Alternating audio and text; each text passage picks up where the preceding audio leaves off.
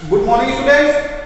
बगुले के पाठ का प्रश्नोत्तर या आज का हमारा टॉपिक या विषय लेकर हम आप लोगों के समक्ष आया हूँ क्लास 12 का।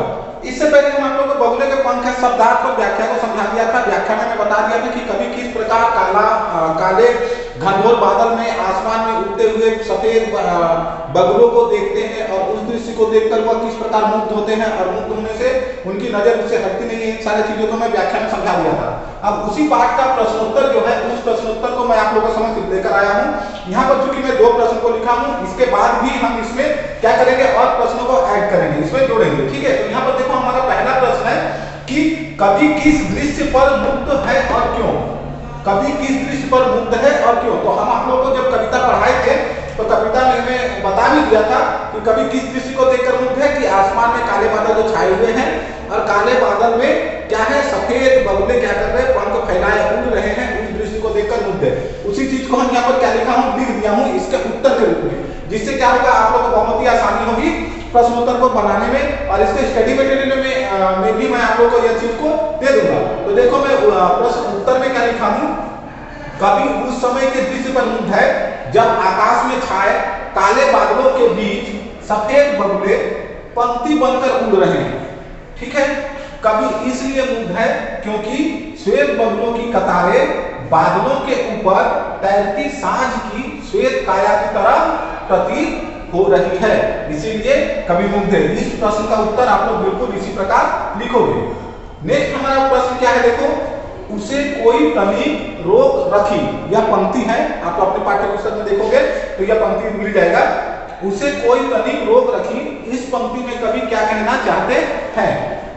तो इस पंक्ति में कवि दोहरी बात कर रहे हैं। मैंने क्या कहा, इस पंक्ति में कवि दोहरी बात कर रहे हैं। क्या कह रहे हैं, देखो इस पंक्ति में कवि दोहरी बात कहता है। क्या कहता है, एक तरफ वह उस सुंदर दृश्य को रोकना चाहता है। कौन सा सुंदर दृश्य को रोकना चाहता है कि आसमान में काले बादल छाए हुए हैं और साथ ही साथ क्या है, सफेद श्वेत बगुले क्या कर रहे हैं, पंख फैलाए उड़ रहे हैं, उस दृश्य को रोकना चाहता है ताकि उसे और देख सके। क्यों रोकना चाहता है, क्योंकि उस दृश्य को और अधिक देख सके। और दूसरी तरफ वह क्या कहता है, स्वयं को उस दृश्य से बचाना चाहता है। क्यों उस दृश्य से बचाना चाहता है, क्योंकि वह उसको आकर्षण ही उसका उतना अधिक बढ़ गया है जिसे वह चाहता है कि हम इससे और इतना अधिक मुग्ध होंगे कि कोई मुझे इससे बचाए।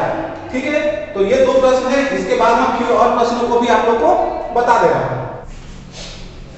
तो अब देखो तीसरा प्रश्न क्या है। तीसरा प्रश्न है, कवि के मन प्राय को किसने अपनी आकर्षक माया में बांध लिया है और कैसे। तो कवि के मन प्राय को आकाश में काले काले बादलों की छाया में उड़ते सफेद बगुलों की पंक्ति में बांध लिया है। समझ में आया, एक बार फिर बोल दे रहा हूं, कवि के मन प्राय को आकाश में काले काले बादलों की छाया में उड़ते सफेद बादलों की पंक्तियों ने बांध लिया। नेक्स्ट है क्या, कैसे। तो पंक्तिबद्ध उड़ते श्वेत बगुलों के पंखों में उसके आंखें अटक कर रह गई।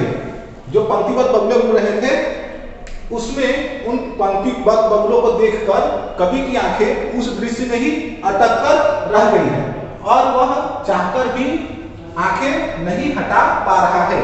और कवि अब चाहकर भी उन दृश्यों से अपनी आंखों को नहीं हटा पा रहा है। तो इस प्रश्न का उत्तर आप इस प्रकार लिखोगे। नेक्स्ट प्रश्न क्या है हमारा, कवि उस सौंदर्य को थोड़ी देर के लिए अपने से दूर क्यों रोकना चाहता है।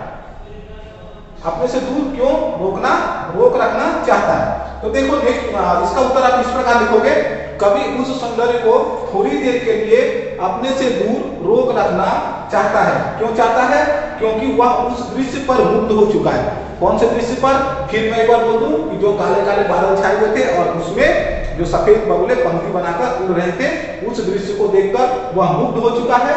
उसे उस रमणीय दृश्य को लुप्त होने का भय है और वह उस दृश्य को लुप्त नहीं होने देना चाहता। अगर वह लुप्त हो जाएगा, लुप्त हो जाने का भय उसके मन में हमेशा सता रहा है। तो कुल मिलाकर हम कहें तो 4 प्रश्नों को इस वीडियो में मैं आप लोगों को दिया। इसके बाद हम फिर क्या करते हैं, इस पाठ का ही अन्य प्रश्न उत्तर को भी आप लोगों को मैं दे दूंगा। ठीक है, तब तक आप ये 4 प्रश्न को अच्छी तरह से पढ़ें। इस तरह करके ही 4, 5, 6 करके ही मैं एक वीडियो में आपको वीडियो बनाकर देता रहूंगा, जिससे क्या होगी आप लोगों को स्टडी मटेरियल या इस पाठ के प्रश्नोत्तर को समझने में सुविधा होगी। ठीक है, तो नेक्स्ट वीडियो में फिर मिलते हैं। Thank you.